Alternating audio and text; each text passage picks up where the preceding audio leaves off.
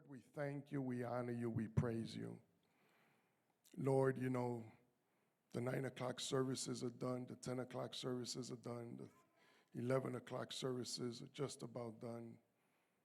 12, you may be doing a calling and saving people. And you know, Lord, there's even some services that'll start at 4 and even some at 6, Lord. And I just ask that you manifest, you speak, you save, you touch.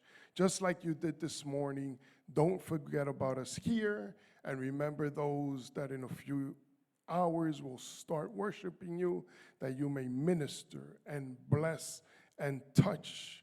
Lord, use me for your glory. Help me, Lord, to be a vessel of your grace. In Jesus' name, amen and amen. Hallelujah. You know that the kings in the time of Israel, in the history of this nation, are found in 1st and 2nd Kings in the Bible. Their biographies, the explanation, their goods, their bads, all that.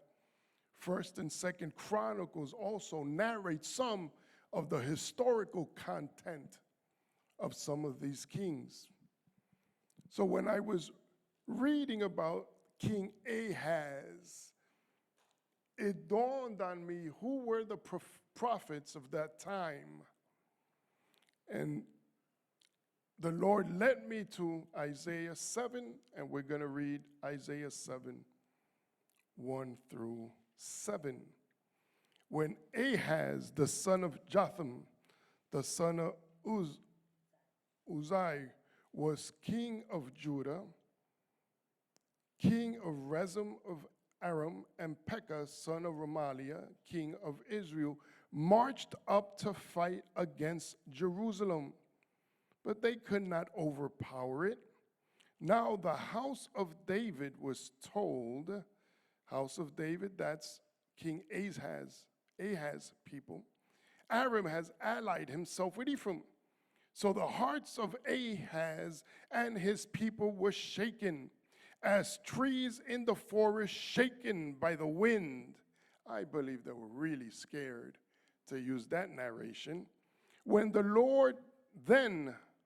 the Lord said to Isaiah, that is the prophet Isaiah, who is narrating what happened here.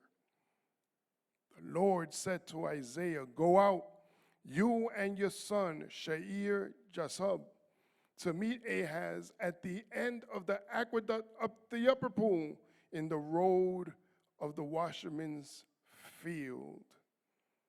You see, prophets could give names, could give addresses, could give directions. We go to verse 4 and it says, say to him, God is speaking to the prophet Isaiah, telling him now what to declare prophetically. Be careful, keep calm, don't be afraid. I love some versions that use the word do not panic. Like it. Do not panic. Keep calm. Do not be afraid. Do not lose heart because of these 2 smoldering stubs of firewood, because the fierce anger of Rezin and Aram and of the sons of Remaliah, Aram, Ephraim, and Remaliah's sons have plotted to your ruin, saying, let us invade Judah. Let us tear it apart and let us divide it among ourselves, and we will make the son of Tabeel king over it. Yet this is what the sovereign Lord says. Now I'm going to add something in my words. There ain't no way. It's not going to take place. It will not happen. Let's go to the background of this incredible scripture right now. See, Ahaz took over from his dad, Jotham. Jotham's dad, or Ahaz's grandfather, was Uzziah. His predecessors, the Bible says, did good things. And hence we see a Judah prospering and growing in strength and in valor. Granddad did good. Dad did good. His predecessors did good. Uzzah in particular, was seeking God and prospered, but pride got the best of him. He was being used by God to lead the people in a time of affliction and difficulty, in a time of lack. He was used to help prosper the people because he put God first. But as he put God first and saw the accolades and saw the pats in the back and saw all the people saying how good he's doing, how gifted he is, how awesome he is, what happened is that pride simmered and Uzzah finds himself in the temple sacrificing on his own. The priest got a hold of the news and said, my God, what is he doing? He's in a place that doesn't belong to him. He's in a calling that is not for him. And he is in the temple doing whatever he does in the sacrifice and burning incense. And the Bible says that 80 valiant priests came in and said, King, don't do this, don't do this, don't do this. And just as he was going to turn around and scold them and speak strongly to them, who knows if he was going to put them to death? Who knows what he was going to do? The Bible says that leprosy formed in his forehead. The priests continued in their bravery because they took the leper and carried him out of the temple. And the Bible says that this man, Ahaz's granddad, was a leper the rest of his life and reigned in a separate house with no one around him. He couldn't even use the palace. Legacy, experiences, testimonies that Ahaz had from his dad and his granddad. So who is this Ahaz? He takes over from his dad, who the Bible says he also did good things for the Lord, not as high as his father, but he also did good things. We see that in 2 Chronicles 27. Since his father and grandfather loved the Lord and served the Lord, although weaknesses, we see a man that was living in prosperity, growing in his dad's experience and his granddad's kingdom. And yet in 2 Chronicles 28, it says that Ahaz did not walk right in the eyes of God as had done his father and grandfather. Amazing. Bible says his eyes were not on the Lord. The Bible says that he did idols, that he worshiped other gods. He got involved in worship Baal. Oh boy, that's a tough one there. Those that study the word knows. Bible said that he got to the extreme, that he took his little sons and would burn them to the fire to sacrifice to the god Baal. B-A-A-L. What a legacy thrown out the window. But this was Ahaz. The Bible says in 2 Chronicles that he closed the temple of the Lord. Wow, Jesus. He took the furniture in the temple, the decor, and gave it away. You know, if I was talking with some guys maybe in the background, I'd say, yo, this is some messed up dude. And I said it anyway. It's disgraceful. Outright spiritual rebellion. So the gains of the father and the grandfather are now being destroyed because the Bible says that, look what happened during his reign. He was raided by the Philistines. He needed help from the king of Assyria, and the Bible says that the king of Assyria promised to help him, but became more trouble than help. And now we read here, and apparently it is the end. Oh, this is just a basis of introduction so you know where this man stands, where the people of Israel stand, and where God stands, apparently. He's about to lose everything now. Because they're talking about attacking Jerusalem. People that have studied war know you lose the capital, you lose the war. You lose the capital and it's over. White flag time. He's about to lose it all. I guess the gods that he served, that he sacrificed, didn't do anything for him. So he finds himself in this situation, and now we could see what is going on in Isaiah chapter 7. Because God is seeing it all. God is understanding very well what's happened. God was not on vacation. God sees the evilness and the rebellion of Ahaz, but God has a plan. And the first thing of the plan is he sends a prophet. It just disappoints me to no end to know how some of our brothers and sisters that we love, that are part of the same kingdom, and we're bought by the same blood, reject the prophetic gift. God had a plan. He speaks to the prophet Isaiah. You see, when our life is being shaken, when we've done bad decisions and we're shaken, when we're a victim of other people's bad decisions and our lives are shaken, when we find ourselves trembling like a tree in the forest in the wind and we're shaking out of our boots, when we can't sleep and we're worried and we don't know where to go left or right, when we're in a crossroad moment and don't have an answer, it is the time for God to send one of his prophets. He sent the prophet Isaiah.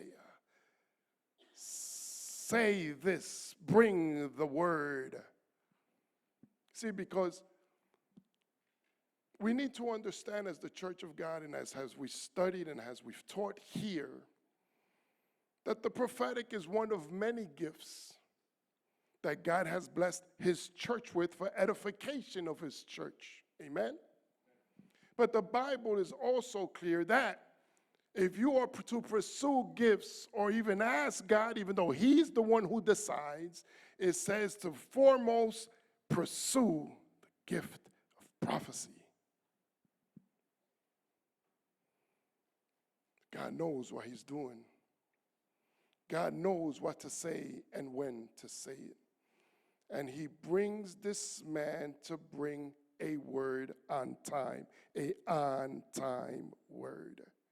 It's not a word that we could say, I wish I would have known this a few months ago. I wish I would have been told a few weeks ago, a few years ago. It is an on-time word. God can speak and nothing happens if when God speaks, the words fall to the ground. God can send an angel with wings and a harp, dun, dun, dun, or a horn, and say, so saith the Lord. And if you and I don't agree, nothing will happen other than having a nice memory. So Isaiah shows up to the king, obviously exactly where God said he will be. He's here and tells him three things that blow my mind. Man, was this man out of order? Was he messed up? God knows how messed up this man is and tells him, be careful, keep calm, don't be afraid. My God. You know how many times you and I, something doesn't work out, and we're thinking we didn't pray enough, God is mad at us, what went wrong, it has to be my fault. You know how many times we're trying to serve God and we're moving up in God and something happens and why doesn't God answer? Why it must be me. I must be messed up. Maybe I don't pray enough. Maybe I don't believe you. Whatever it is, man, let me tell you. And we could basically finish it here. If God could deal with this malcontent, he could certainly deal with you and I. If God could love this guy, he certainly loves you and I. When God speaks, things change if we simply apply the word. So we see here God sending the prophet to Ahaz. Takes his son. That was interesting. God doesn't like solo practitioners. Jesus had 12. Elijah and Elijah. David and Jonathan. Paul and Silas. He does not like loners in the kingdom. He sends him with his son who served as his assistant and tell him these three things. In verse 4, after he tells him, be careful, calm down, be calm, and do not be afraid. And like I said, don't panic. Verse 4 is key because he says, don't panic. These people that are threatening you and strategizing, they're nothing but burnt out cases. Their bark is bigger than their bite. They talk a big fight, but with God. Remember, Ahaz was completely out of order. Yet God continues to speak to this man and starts explaining to him what is going on. Because you read it and I read it, that he declared through the prophet, they have plotted your ruin. They have said, let us tear it apart. The first thing that our enemy wants to do is break unity. He says, let's tear them apart. Let's separate them. Let's not get along. Let's fight within each other. And then it says, let us divide. Once again, break the unity, divide the people, split them up. And then they said, they even had a successor. Man, they had it all planned. These people had meetings. These people had charts. These people had strategies. They even had the successor. They say, you know that kid, he's bright, he's elegant, he's smart, he's well-educated. Yeah, we'll put him as king. They had everything set up except one thing. They did not have God on their side. And with God, everything is possible. Hallelujah. It is so important to understand that when God is speaking for us to believe it and make it part of who we are, it's just not words. The same God who speaks can create through his words, because in Genesis 1:1, he just spoke and creation came. That's the same God that speaks to you and I, who's speaking right now. Blessed be the name of the Lord. Oh, I remember a few years ago when we were in the Dominican Republic, that first trip, they were doing a revival. They did a revival, 2 or 3 days. I think it was 2 days, 3 days, revival. Outdoors, open air. And I spoke, did what I had to do. My broken Spanish. When I got down that altar, God directed me to the middle of the aisle. And I went down, and there was another church that was sharing this mission trip with us. Never met these people, never spoke to them in my life. Don't even know their names, and back then, if they told me, I would have forgotten 10 minutes later. And I went to them, and I got the pastor, because when things are serious, you need witnesses. When God means business, he doesn't want to say secrets. He wants everybody to know, or at least a few people to know. And I told the pastor, turn around, there's something I need to tell this couple, and you're their pastor. And I told them, that tragedy that happened in your living room, I'm going to change it for good. And in that same living room, people will come to Christ, and there shall be peace, and there shall be harmony, and there shall be tranquility. And I don't know why I was saying this. I just gave the word and turned around. That same night, that Pastor John Tether tells me, I need to speak to you. And when a pastor tells me that, my first reaction is, uh-oh. What went wrong? What happened? Who's out of order? All that. He says, I need to tell you this. But that couple that you gave that word to 2 years ago, this sister's, little sister, who had years struggling with mental problems, came into her living room and shot herself in the head in her sister's living room. They never used that living room. They never talk in that living room. They remove the television from that living room. They do everything upstairs or in the kitchen because tragedy hit that living room.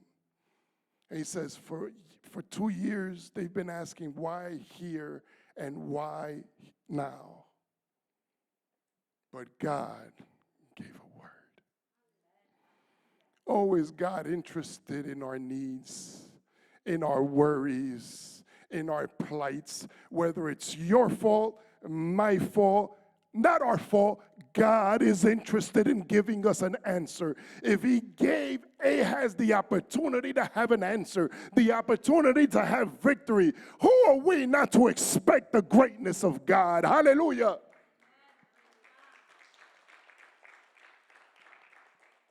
Yes. You know what my wife said today about our kitchen is in my notes. It hurts, man, to be standing there knowing you're getting ripped off. Totally ripped off. I would tell the police officer, please stand between us, please. I'm about to lose my testimony. No, you don't want to do that, Pastor. I know I don't, but it'll feel darn good to do it. Lie after lie. Did a switch and bait on us. That's not what we ordered. We know what we ordered. Then to tell us no, and I show up with a cop, and then he's a restocking fee of $1,800. A restocking fee. Make a long story short, you guys know what happened. Went outside and laid hands on that window, man. I don't want ill will for anyone, but I want justice. I want justice. God's going to take care of his people. God's going to take care of you. Whether the situation is longer than what you expected, the challenge is a little longer than what you expected, the illness, the pain, the bad decision, the divorce is hurting more than what you expected, whatever it is, that closed door has been closed, longer than what you expected. If Ahaz could have an answer, your answer is right here, baby. Your answer is right in front of you. It is here. I'm not even going to say it's coming. You have it. You have the answer. You have the open door. You have what you have been asking for in God. Hallelujah.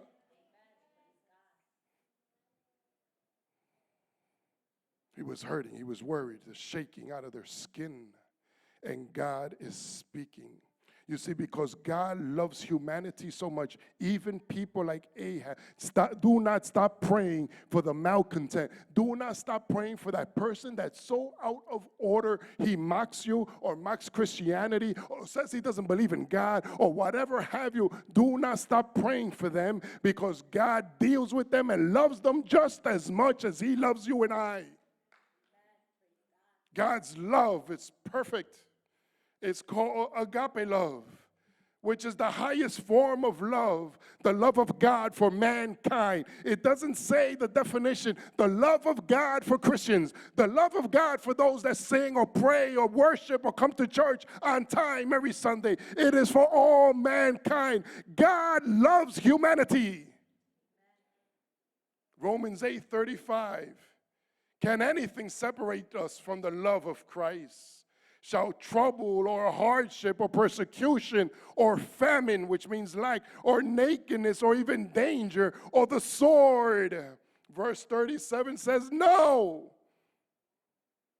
Says it right there. No, in all these things, we are more than conquerors through him who loved us. He continues to write, inspired by the Holy Spirit, and says, "For I am convinced that neither death nor life, neither angels or demons, present nor the future, any power, neither heights or depths, nor anything else in creation will be able to separate us from the love of God that is in Jesus Christ our Lord." Oh, how He loves us. No matter where we stand right now, no matter anything that people say about Jesus, He loves us. This man would have only accepted the love of God. Gave him the promise, told him what to do, and declared to them in verse 7, this is what the sovereign Lord says, it will not take place, it will not happen. He even tells him, don't worry. These people that are reigning is just temporary. He even gives them the time frame. 65 years, it's over for all of them. They won't even exist. This is God dealing with Ahaz. Could you believe this? How could He not deal with you and I? How could He not speak to you and I? How could He not protect you and I? How could He not answer you and I if He's trying to deal with this foolish man? It will not take place. It will not happen. Within 65 years, Ephraim will be too shattered to be a people. Tells them exactly what's happening, what's going to happen, how to do it. And in verse 9, we see here that the prophet of God says, if you do not stand firm in your faith, you will not stand at all.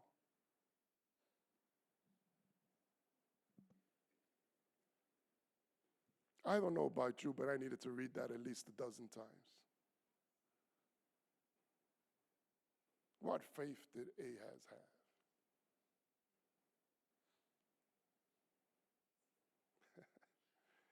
What faith did he have? He had the faith of something called legacy. He had the faith of something called the prayers of grandpa and daddy, and maybe mommy and grandma too.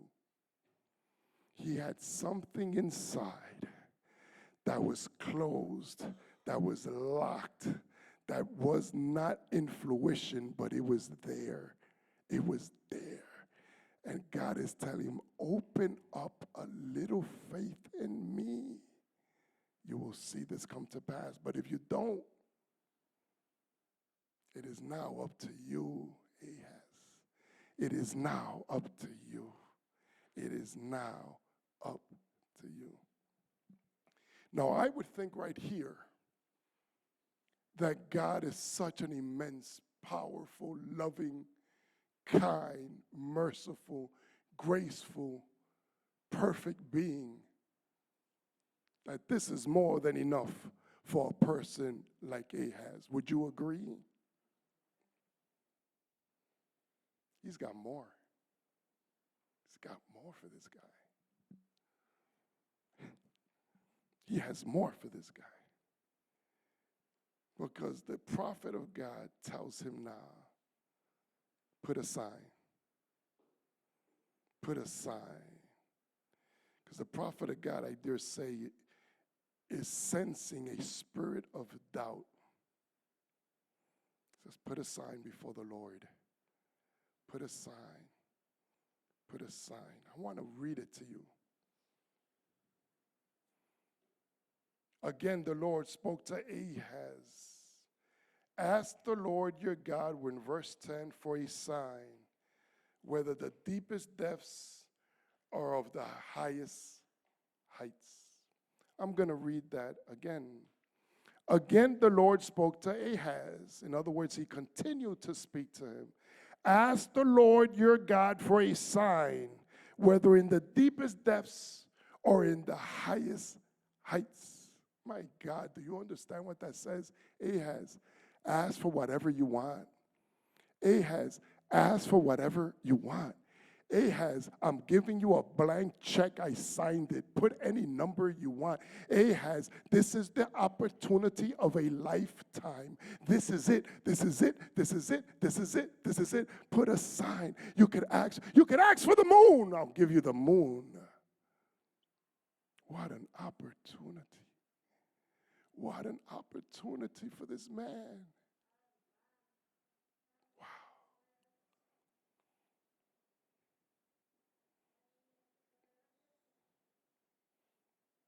Sadly enough, Ahaz says, I will not ask. I will not ask. I will not ask.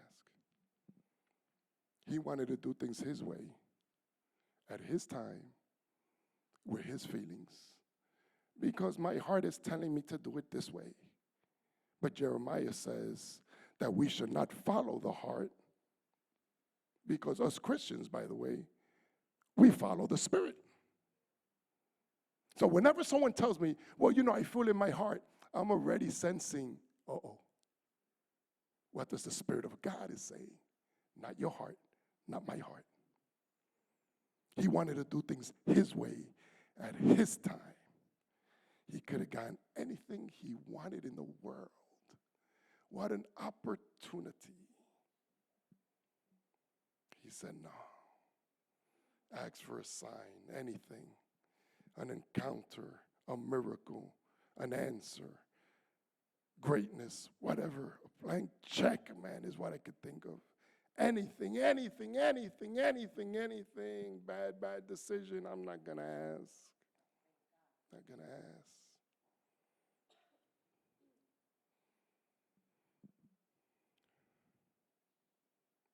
God speaks. And God speaks in diverse ways. When someone is giving the announcements here, God is speaking. The word that we bring, the Bible passage, these women of God do not pick these Bible passages Sunday at 1:59. They take it to prayer. They say, I need something to share with the people. Help me connect with someone, with the congregation, because God speaks. When we're singing, we're giving to God, but through those beautiful words, those anointed lyrics, God speaks back to us. How many have experienced that? How beautiful He is. When a worship leader comes and says something, we don't do it just to do it, or many of us don't even do it, is that God speaks. Because there are people that are praying to be led of the Lord. There are people that are praying to be spoken to then reveal what God is saying, because God speaks. And today, I tell you something. This man had the opportunity of a lifetime. Said, I'm not going to do it that way. I want to do it my way. God was going to do anything this man wanted, undeservingly so. God speaks. Because when he said no, you could read it later on.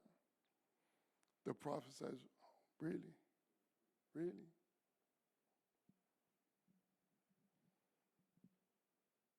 You think dealing with the people is something. Now you're dealing with God. But then he prophesies some more and starts speaking about the coming of the Messiah. Ahab, this is what's going to happen that you're not going to partake in. This is my destiny and my purpose to send my son, but you're not going to be around. He starts prophesying about something that's going to happen approximately 500 years later. But Ahaz has nothing to do with it now because he said no to God. Virgin will come forth. Why did he go to the future? Because Ahaz rejected his present. I'm going to say it again. Why did God speak about the future? Because Ahaz rejected his present. He rejected his now, his divine now.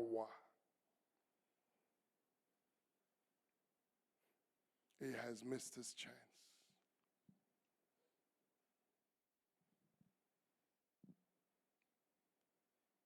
It's never mentioned again. He dies and he's buried. He lost this war but didn't lose Jerusalem. But sooner or later, the Syrians took over and separated everyone. And Israel was no more for many, many decades. See, because when God speaks to one man, and I'll end it with this. It's not about him. When God speaks to you, it's not only about you. It's about his kingdom.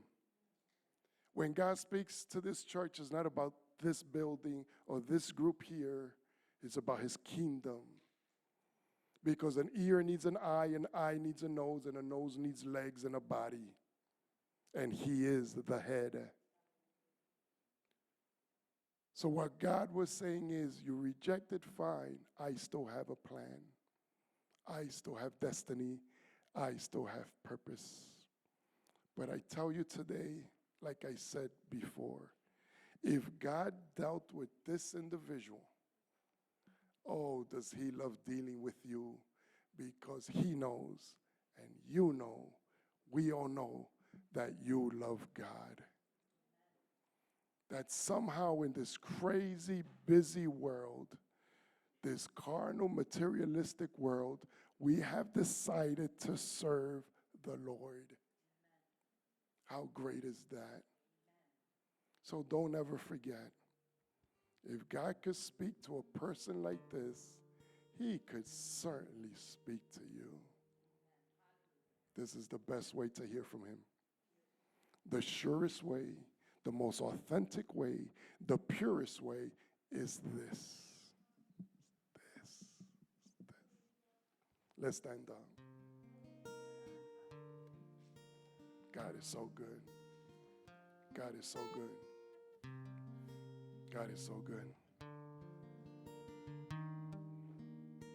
He was dealing with Ahaz, not for Ahaz, but because of the people. Because God is kingdom-minded. He deals with us not only because of us, it's because of the kingdom, because he is kingdom-minded.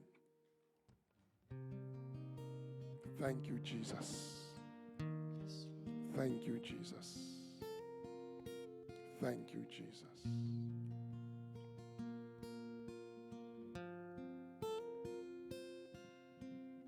We all love the Lord in this building, in this place right now.